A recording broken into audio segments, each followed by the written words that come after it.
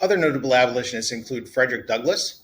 Frederick Douglass started off as a Garrisonian. Eventually, he breaks with the Garrisonians, and rather than reject the Constitution like the Garrisonians would have as a compact with slavery, Frederick Douglass is going to see the Constitution as a tool that can end slavery. In fact, Douglass eventually, while at first initially rejecting Abraham Lincoln, is going to become Abraham Lincoln's biggest defender in the Black community. Frederick Douglass himself was an escaped runaway slave. He escaped his enslavement as a relatively young man.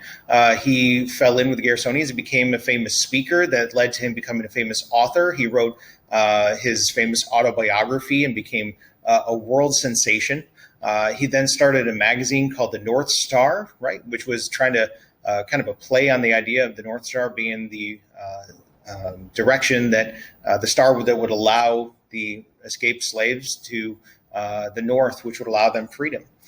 Speaking of that, we have the Underground Railroad, which isn't a single abolitionist. It's a collection of safe houses and collaborators throughout the border states and then into the North.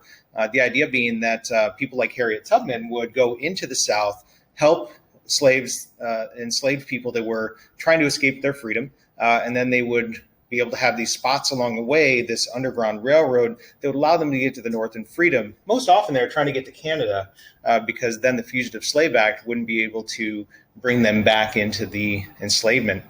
Speaking of Harriet Tubman, she was important because she did help a number of people escape into slavery. It was the number was never as large as what pop culture kind of thinks with the Underground Railroad.